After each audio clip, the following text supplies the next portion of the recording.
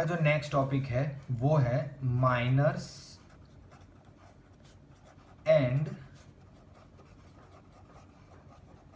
Cofactors. Correct. अब actually देखने जाओ तो आपको ऑलरेडी ये टॉपिक आता है, बस आपको पता नहीं है कि इसे माइनर कहते हैं और इसे कोफैक्टर कहते हैं। That is what we are going to understand. Simple. So let's start with the minors. तो इसके लिए बोलते हैं कि डेफिनेशन नंबर 1, पहली डेफिनेशन फॉर द माइनर्स क्या कहेंगे? तो माइनर ऑफ एन एलिमेंट, अगर मान लो कि ये कोई एलिमेंट है a I j of your determinant, is obtain, इसे ऑब्टेन करेंगे बाय डिलीटिंग। क्या करना है? Deleting its ith row and jth column. क्या करना है? By deleting is ith row and jth column in which element aij lies, element aij lies। Correct. उसे कहेंगे minor of element, minor of an element ए आई जे, और इसे denote करेंगे हम M आई जे से। सिंपल। एक इजी एग्जांपल देता हूं। सपोज मान लो कि भाई आपके पास कोई एक डिटर्मिनेंट है, delta equals to 1, sorry let's go with unknown, a11 a12 a13 a21 a22 a23 a31 a32 and a33। अब सपोज मुझे इसमें माइनर ढूंढना है आपके ये सेकेंड एलिमेंट a12 का।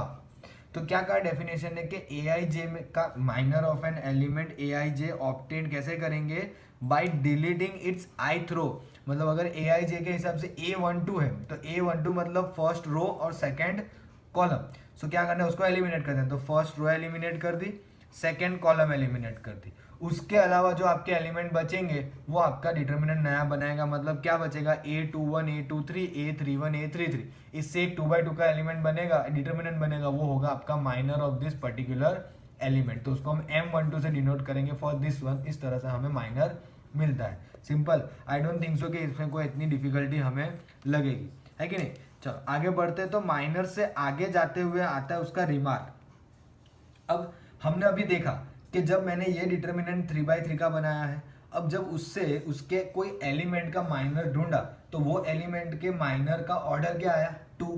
तो हम एक रिमार्क ऐसे ही बोल सकते हैं कि अगर आपको किसी डिटर्मिनेंट का माइनर ढूंढना है जिसका ऑर्डर n, और अगर वो n की value greater than equals to 2, देखो n की वैल्यू जो है ना आपका order must be greater than equals to 2 होना चाहिए। n की वैल्यू सिर्फ लेस देन 2 नहीं होनी चाहिए, क्योंकि लेस देन 2 होगी यानी कि 1, तो फिर माइनर 0 हो जाता है, which is not possible.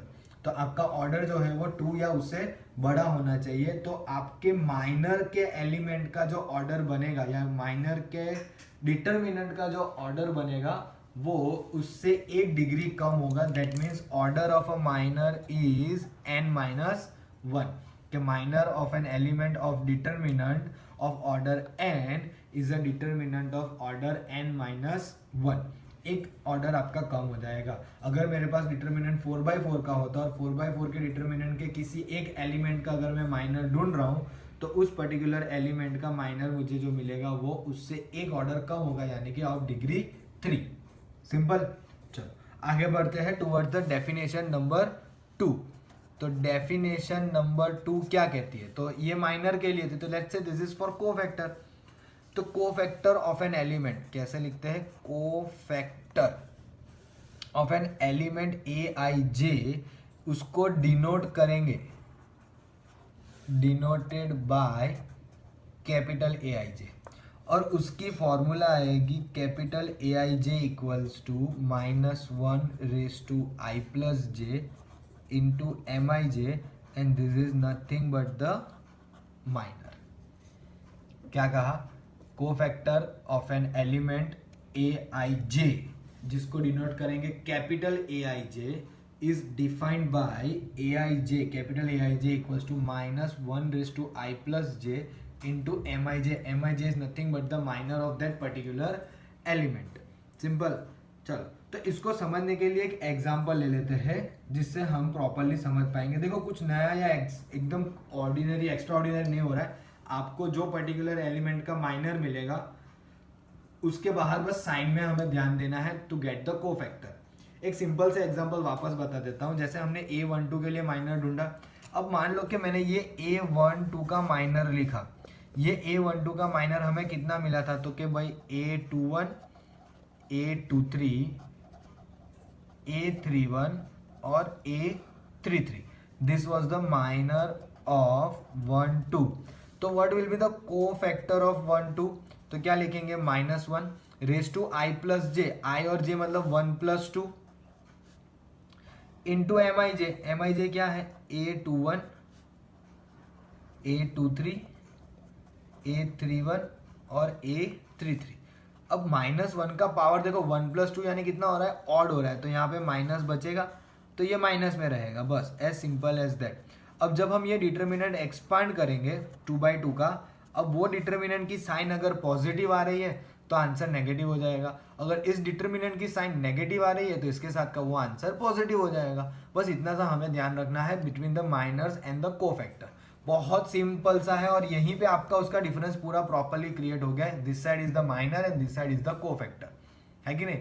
Easily आपसे सॉल्व भी हो जाएगा, कोई इतना डिफिकल्ट नहीं है। आई डोंट थिंक सो कि माइनर और cofactor is one of the topic के जो हमें डिफिकल्ट लगे, क्योंकि ये हर एक बच्चा कर सकता है, हर एक any single particular student can do this particular topic, है कि नहीं। सो this is very very very simple, इसमें ऐसा कुछ खास है नहीं, बट फिर भी मैं एक एग्जांपल ले रहा हूँ और उस एग्जांपल को मैं थोड़ा सा कैरी फॉरवर्ड करके कुछ और फॉर्मूलाज आपके लिए डिराइव करने वाला हूँ, करेक्ट। चलो, so let's move towards that particular example. So let's start with example number 21।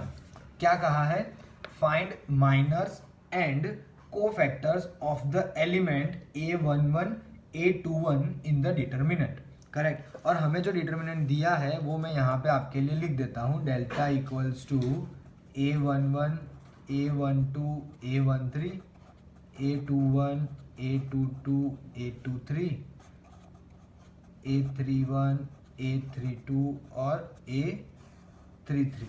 उन्होंने दो चीज के मांगे हैं, A11 और A21 के, 11 और 21, है कि नहीं।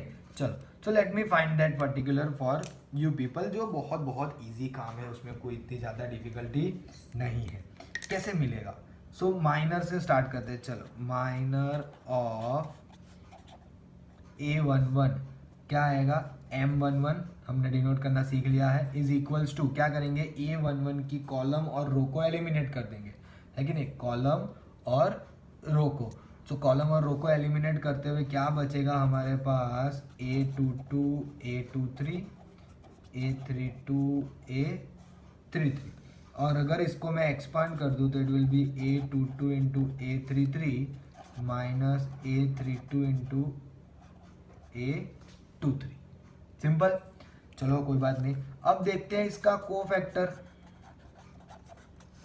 कोफैक्टर ऑफ A11, जिसको हम डिनोट करेंगे कैपिटल A11 से, तो -1/1 + 1 इंटू M11। अब मैं क्यों बिना मतलब का ज़्यादा एक्सपांड करूँ, है कि नहीं, मुझे पता है कि इट्स M11 ओनली, तो ये कितना हो जाएगा, तो पावर देखो पॉजिटिव 2 हो रहा है, तो 2 की वजह से इवन में वो एक्सपांड हो गया, तो M11 कितना था, A22 A33 minus A32 A23। कोई फर्क पड़ा, कोई फर्क नहीं पड़ा। देखो दोनों के लिए माइनर और कोफैक्टर कैसे आए, सेम, है कि नहीं। तो वैसे ही let's find it out for A21। किसके लिए फाइंड करते हैं, A21 के लिए। अब थोड़ा सा जल्दी में मैं करूंगा क्योंकि मुझे अब वापस आपके लिए इतना लंबा नहीं खींचना है। सो minor of M21 that is M21 रो और कॉलम गई तो कितना आएगा, A12 A33 माइनस A13 और A32, करेक्ट। मुझे उसका माइनर मिल गया। अब उसका कोफैक्टर कैसे मिलेगा, तो cofactor of A21 is capital A21 minus 1/2 + 1 into M21। Simple, इतना होगा। अब पावर ऑड मतलब माइनस बचेगा, तो ये माइनस हमारे M21 को दे देंगे, तो M21 को देंगे तो यहाँ पे हमें क्या इफेक्ट देखने मिलेगी, ध्यान से देखना, ये हो जाएगा माइनस माइनस प्लस, सो मैं पहले लिख दूंगा A13 A32 माइनस A12 और A33, आपकी साइन चेंज हो जाएगी, बस उससे ज़्यादा हमें कोई फर्क देखने मिलेगा नहीं। तो इससे हम एक और कंक्लूजन निकाल सकते हैं, पता है क्या है, देखो हमने जब हमारा पहला एलिमेंट सॉल्व किया A11 अगर हम हमारे क्वेश्चन में ध्यान से देखें तो वो हमारे क्वेश्चन में जो है वो यहाँ पे है, यानी कि डायगोनल एलिमेंट में है। डायगोनल एलिमेंट में होगा ना तो हमारी साइन कन्वेंशन में कोई चेंज आएगा नहीं, मतलब जो माइनर का आंसर है वही हमारा कोफैक्टर का आंसर होगा। बट अगर हमारा एलिमेंट आपके डायगोनल के बाहर का है, जैसे कि A21 है ना, फिर A12 A23 A32, अगर ऐसे कोई एलिमेंट्स है तो वैसे एलिमेंट्स में माइनर और कोफैक्टर की साइंस जो है वो डिफरेंट डिफरेंट आएगी। समझ में आया? सिंपल सा टॉपिक है, कोई इतना ज्यादा डिफिकल्ट नहीं है। करेक्ट, चलो आगे बढ़ते हैं। Okay, so as I told you कि इस प्रॉब्लम से हम कुछ कंक्लूड करने की ट्राई करेंगे। सो यहाँ तक तो हमें समझ में आ गया, राइट। अब आगे बढ़ते हैं। अब आगे बढ़ने से हमें जो कंक्लूजन करना है वो ये है कि चलो पहले एक काम करते हैं कि A11 सॉल्व किया हमने, A21 किया, so let's find out the cofactor of A31, या हम बोल देते हैं, हाँ चलो कोफैक्टर बोल देते हैं, कोफैक्टर ऑफ A31 है ना। So what is going to be the cofactor of A31? It is going to be -1/3+1 into M31, और M31 is not a big deal to identify, isn't it? M31 हमें बहुत simply मिल जाएगा, directly मैं कर लूंगा, मैं अभी बहुत ज़्यादा उसको एक्सपांड नहीं करने वाला। फिलहाल ये ऑड प्लस 1 मतलब इवन हो गया, 3 + 1 4 4 में इवन हो गया। M31 मतलब ये वाला, उसकी कॉलम और रो गई, मतलब कितना बचा, A12 into A23 minus A22 into A13, ऐसा कुछ मिला। सिंपल। अब ध्यान से मैं एक चीज जो बताता हूँ ना वो देखना, अगर मान लो कि मैंने आपका डिटर्मिनेंट एक्सपांड किया with the help of this first column, सुनना मैं क्या बोल रहा हूं, डिटर्मिनेंट को एक्सपांड किया, determinant expand along column 1 C1 है ना, तो कैसे होगा, तो हम ऐसा लिखेंगे ना कि A11 करेक्ट, और उसके साथ उसका 2/2 का डिटर्मिनेंट, सिंपल। फिर A21 उसके साथ 2/2 का डिटर्मिनेंट, फिर क्या लिखेंगे A31 और उसके साथ 2/2 का डिटर्मिनेंट। अब देखो मैं 2/2 का डिटर्मिनेंट लिख नहीं रहा हूँ because we people are very much aware, है ना। यहाँ पे जो हमें इंपॉर्टेंट है वो हमें ध्यान देना है। सो बेसिकली A11 के लिए जो 2/2 का डिटर्मिनेंट बनेगा वो क्या बनेगा, उसका कोफैक्टर, ये 21 का, ये 31 का। अब ये जो मैंने इतना जल्दी कंक्लूड कर दिया ना, उसमें एक छोटा सा प्रॉब्लम है, these are not actually cofactor, these are minors. But मैंने जब आपको पहली बार डिटर्मिनेंट सॉल्व करा ना, तो मैंने बताया था कि हर एक टर्म में हमने ऐसा लिखा था कि -1/1+1, इसके लिए अगर लिखो तो -1/2+1, और इसके लिए लिखो तो -1/3+1, तो ये प्लस हो जाएगा, ये माइनस हो जाएगा, ये प्लस हो जाएगा। लेकिन मैं क्या करूँगा कि इस पूरी चीज को मिला के ये हो गया आपका पूरा कोफैक्टर, है ना। एक्चुअल में पहले क्या है, ये माइनर है, अब बन गया कोफैक्टर A11, है ना। मैं सबको M में कन्वर्ट कर देता हूँ, ये भी आपका माइनर है, ये बन गया आपका कोफैक्टर A21, ये भी आपका माइनर ही है, करेक्ट, और ये भी बन गया हमारा कोफैक्टर। तो बना क्या, ध्यान से देखना, A11 into A11 plus A21 into A21 plus A31 into capital A31, ये सब जो है वो किसके लिए था, डिटर्मिनेंट के लिए था ना। हमने तो डिटर्मिनेंट को एक्सपांड किया था पहले कॉलम से, तो उसके लिए मुझे डिटर्मिनेंट की वैल्यू मिलेगी। ऐसे टोटल 6 केसेस है।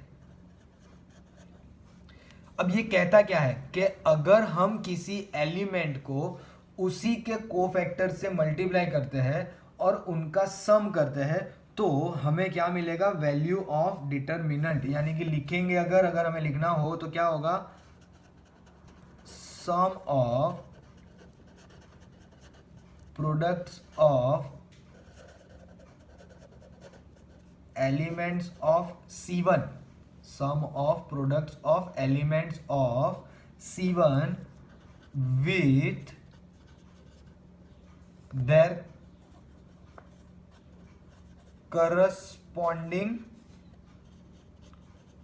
कोफैक्टर्स। क्या कहा?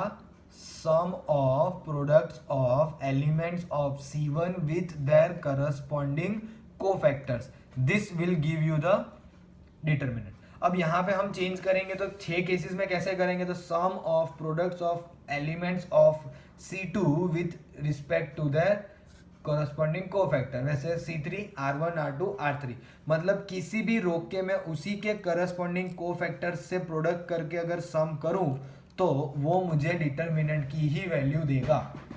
Correct. So let's see one more time, क्या था वो?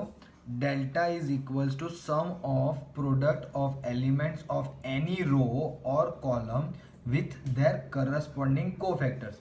देखो हमने वहां पे जो पर्टिकुलर किया था वो फर्स्ट कॉलम के लिए किया था, एम आई राइट? अब कॉलम 1 के लिए हमें डेल्टा क्या मिला, ध्यान से देखना, A11 into A11, A21 into A21, A31 into A31। और मैंने कहा 6 केसेस आएंगे, मैं आपके लिए एक आध दो और लिख देता हूँ। मैं अभी फर्स्ट रो के लिए लिख रहा हूँ, ध्यान से देखना। सो फर्स्ट रो में A12 आता है तो यहाँ पे भी A12 आएगा। Correct, this is 1। फिर यहाँ पे 13 आएगा तो यहाँ पे भी 13 आएगा, है ना? उसके करस्पॉन्डिंग कोफैक्टर्स ही आने चाहिए। अब अगर मान लो मैं सेकेंड रो से कर रहा हूँ तो सेकेंड रो में पहला एलिमेंट क्या होता है? A21, फिर A22 और फिर A23। I hope you people are getting it. Correct. ऐसे और 3 केस बनेंगे जो हमें उसके लिए मदद करेगा। बट एक और स्टेटमेंट है, जैसे ये स्टेटमेंट ने क्या कहा कि अगर हम sum of the product of elements of any row और कॉलम करेंगे उसी के करस्पॉन्डिंग कोफैक्टर से तो वो हमें वैल्यू ऑफ डिटरमिनेंट देगा। लेकिन अगर मैंने sum of the product of any elements of row और कॉलम का किसी दूसरे कोफैक्टर्स की या दूसरे रो या कॉलम के कोफैक्टर से मल्टीप्लाई किया तो वो हमें सीधे सीधा क्या दे देगा? 0। ध्यान से समझना क्या कहा मैंने? If elements of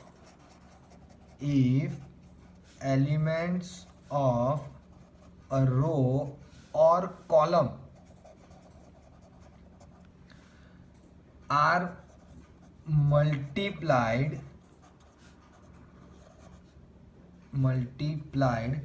with cofactors of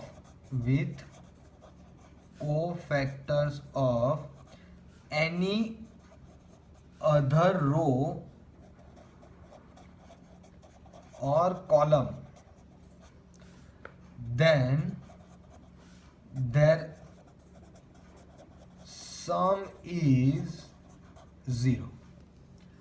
अगर किसी element of a row, if element of a row और column are multiplied with cofactors of any other elements और एनी अनदर रो और column, then their sum is 0, है कि नहीं? अब इसको कैसे समझेंगे? तो सपोज मान लो अब मैं डिटरमिनेंट नहीं लिख सकता, सी ध्यान से देखना, अब मैं डेल्टा नहीं लिख सकता क्योंकि डेल्टा लिखने जाऊंगा गलत हो जाएगा। अब मान लो मैंने ऐसा कुछ किया कि भाई मेरे फर्स्ट रो के मेरे एलिमेंट ले रहा हूँ लेकिन उसके कोफैक्टर्स कुछ अलग, तो A11, A12 और A13, तो पहली रो के कोफैक्टर्स छोड़ के मैं कुछ दूसरे भी ले सकता हूँ, कोई भी दूसरे में, जैसे कि मैंने सेकंड के ले लिए A21, A22 और A23, और इनका सम जो होगा वो क्या हो जाएगा? 0। As simple as that. इतना सा आपको ध्यान रखना है कि नहीं? कि अगर मैंने किसी पर्टिकुलर रो या कॉलम के एलिमेंट्स को मल्टीप्लाई किया with the cofactors of any another row और कॉलम, है ना? अब रो का रो के साथ ही और रो का कॉलम के साथ ही, you can't do something like this के फर्स्ट रो को मैंने फर्स्ट कॉलम से मल्टीप्लाई कर दिया। No, that is not possible. क्यों? क्योंकि A11 को फर्स्ट रो को फर्स्ट कॉलम से करोगे तो एक तो सही मिल रहा है and that won't give you the answer 0। अगर फर्स्ट रो है, करेक्ट, तो उसके आप सेकेंड रो के कोफैक्टर या तो थर्ड रो के कोफैक्टर से कर सकते हो। करेक्ट। वैसे सेकेंड रो है तो उसके फर्स्ट रो के या फिर थर्ड रो के, सिंपल। वैसे थर्ड रो को उसके हिसाब से, सो टोटल वो 6 बनेंगे, मतलब सिर्फ रो के। वैसे कॉलम के भी 6 बनेंगे, सो टोटल इसमें बनेंगे 12। मैं आपके लिए एक आध दो और केसेस लिखने की ट्राई करता हूँ so that you people can understand. So let me right 1 और 2 मोर। कि मान लो मैं अब लेट्स से कि मैंने सेकेंड कॉलम ले ली, सो A12, A22 और A23, ये सेकेंड रो है, कॉलम है, करेक्ट। अब A21 है, तो मैं उसके साथ उसके करस्पॉन्डिंग कोफैक्टर नहीं ले सकता, मैं या तो फर्स्ट कॉलम के ले सकता हूं या फिर थर्ड, सॉरी। तो थर्ड के हिसाब से क्या आएगा, A13, कैपिटल A13 के नीचे 23 प्लस A33। समझ में आ रहा है? देखो A21, A22 और A32 आएगा, माई बैड ओवर हियर, हाँ करेक्ट। A21, A22, मैंने सेकेंड रो कहा या कॉलम कहा, ओके चलो let me cancel this properly, मैं खुद कंफ्यूज हो गया, so let it's my bad. मैं सेकेंड कॉलम बोल रहा हूँ, करेक्ट। तो सेकेंड कॉलम के एलिमेंट्स आते हैं A12, A22 और A32। these are the column of these are the elements of a second column, A12, A22 और A32, करेक्ट। अब इसको मल्टीप्लाई करना है या तो फर्स्ट कॉलम के कोफैक्टर्स के या तो थर्ड कॉलम के, तो let's multiply with the third column. तो थर्ड कॉलम के कोफैक्टर्स A13, A23 और A33 and this particular is also equals to 0। ये कोई डिटर्मिनेंट नहीं है, समझना, this is not a determinant. Determinant ये है, this will give you the value of determinant, this will give you 0 always.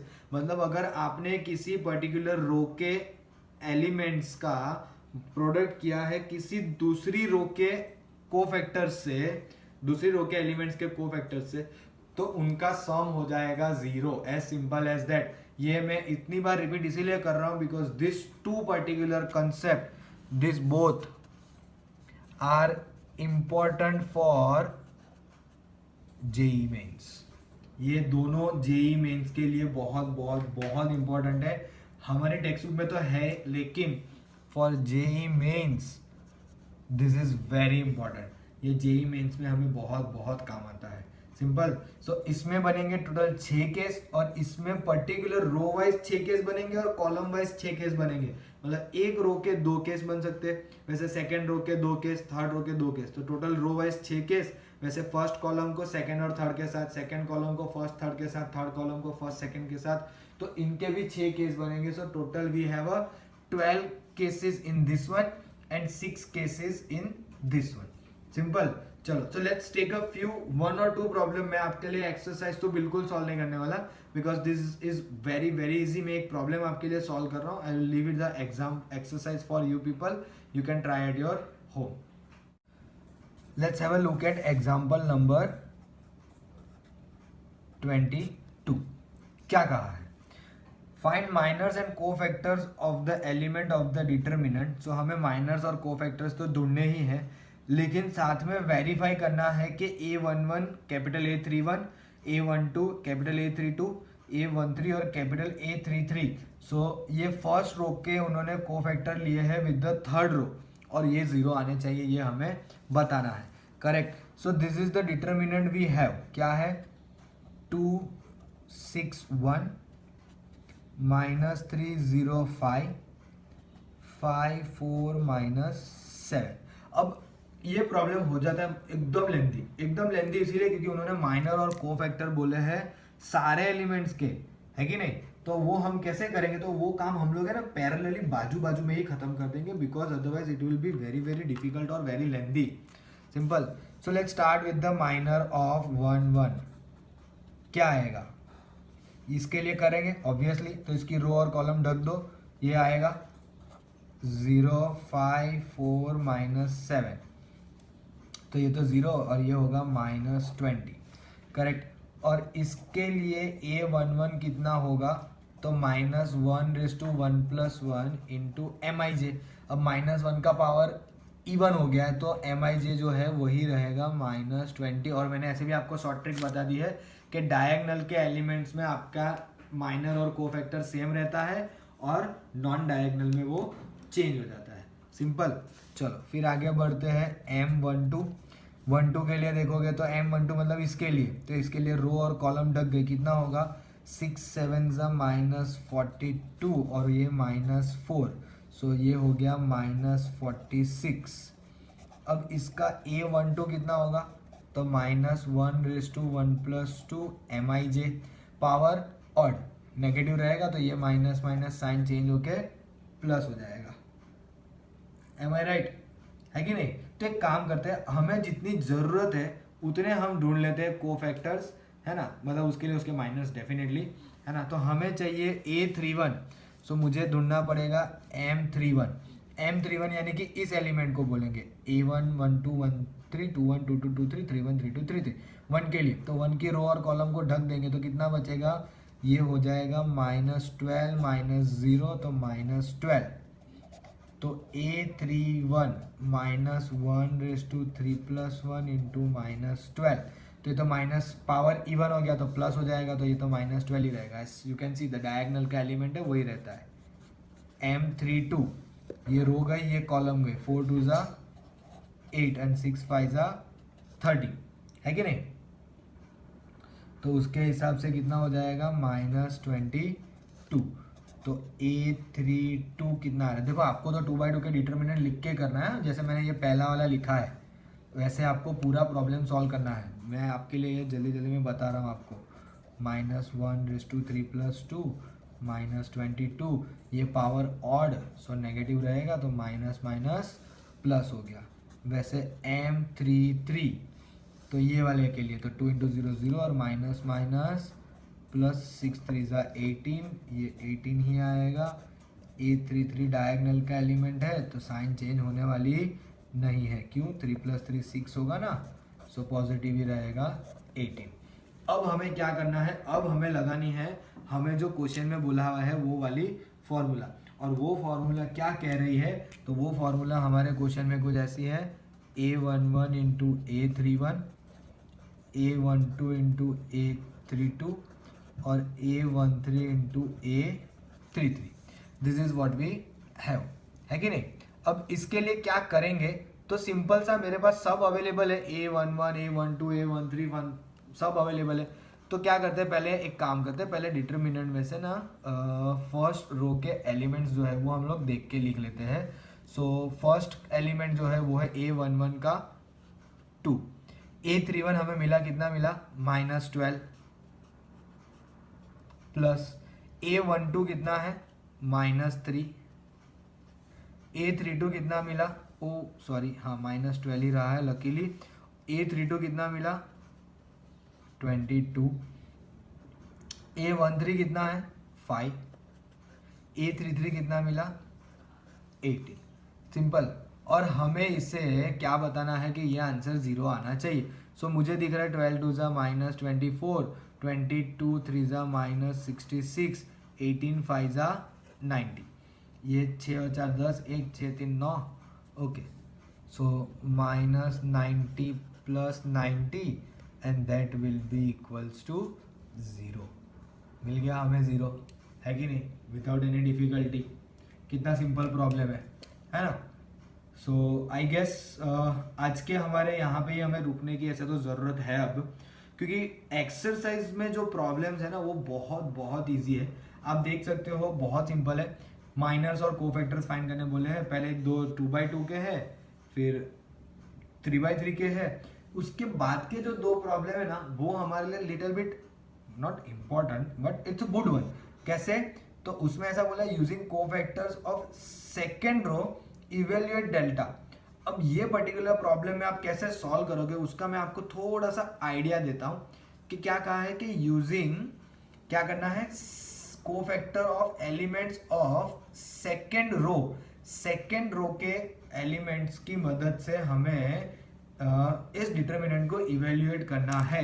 इसका मतलब क्या है कि आपको सीधे सीधे ना ये वाली फॉर्मूला यूज करनी है। कौन सी, तो सेकेंड रो सेकेंड रो में कौन से एलिमेंट आते हैं, A21, A22 और A23, है कि नहीं। और उस सेकेंड रो को उसके कोफैक्टर्स ढूंढने हैं आपको, तो A21, A22 और A23, और इनको एडिशन करके आपको डेल्टा ढूंढ के देना है। समझ में आ रहा है, इस तरह से करना है। मतलब कि उस पर्टिकुलर प्रॉब्लम में क्वेश्चन नंबर 3 में आपको cofactors using cofactors of elements of second row आपको डेल्टा ढूंढना है। अब सेकेंड रो के कोफैक्टर्स की मदद हम एक ही तरीके से ले सकते हैं डिटर्मिनेंट की वैल्यू ढूंढने के लिए, वो ये फॉर्मूला है, उसके अलावा और कोई केस पॉसिबल नहीं है। सिमिलरली उन्होंने कहा है कि फोर्थ प्रॉब्लम में using cofactors of elements of third column. अब थर्ड कॉलम में कौन से आते हैं, ध्यान से देखना, A13, A23 और A33, सीधी सी बात है कि नहीं। अब उसको उसके कोफैक्टर से मल्टीप्लाई कर दो तो क्या आएगा, A13, A23 और A33। इस तरह से हमें ये वाले के लिए भी, मतलब ये क्वेश्चन नंबर 4 के लिए, ये क्वेश्चन नंबर 3, ये क्वेश्चन नंबर 4, इससे आपकी वो प्रॉब्लम सॉल्व हो जाएंगे। अब देखो मैंने ये ऑलरेडी प्रॉपर्टीज आपको समझाई है, तो मैं इतना एक्सपेक्ट करता हूँ कि आप लोग कुछ तो एफर्ट लगा के उसको सॉल्व करने की ट्राई कर सकते हो। अब मैंने आपको यहाँ तक बता दिया है कि इस तरह से इस प्रॉब्लम को अप्रोच करना है, then I don't think so कि अब आपके लिए इसमें और कोई डिफिकल्टी बच गई है ना। So as you always please हो सके उतना अपना टाइम वेस्ट ना करके हो सके उतना पढ़ाई में इन्वॉल्व करें, अपने आप को हो सके उतना पॉजिटिव मोटिवेशन दे कि हाँ कोई बात नहीं, जैसा भी पीरियड चल रहा है अभी हम हमारी पढ़ाई पे कोई अफेक्ट होने देंगे नहीं, करेक्ट। सो दैट सी ये आपको अपने फ्यूचर के बारे में सोचना है, you don't think about everybody else, और बाकी के लोगों के बारे में सोच के आपका कोई फायदा अभी फिलहाल नहीं होने वाला। सो आप अपने फ्यूचर के बारे में सोच के अपने हिसाब से अपनी पढ़ाई पे ध्यान दीजिए, utilize this period of time, अच्छा खासा टाइम मिला है आपको तो उसको यूटिलाइज कीजिए, और हो सके उतना अपने आप को एक ऐसे पॉइंट पे लाके खड़े रखिए कि जहाँ पे आके आपको ऐसा फील हो कि भाई नहीं चलो हमने इस ड्यूरेशन में अच्छा खासा पढ़ाई कवर कर लिया है, correct. So please always think in a positive way, अपने आप को पॉजिटिव मोटिवेट करते रहिएगा जैसे हम करने की ट्राई कर रहे हैं आपको, है कि नहीं। So as usual as always please share with your friends, वो भी इस टाइम को अच्छी तरह से यूटिलाइज कर पाए आप ही लोगों की तरह, है ना। So please do like share and subscribe our channel, thank you so much.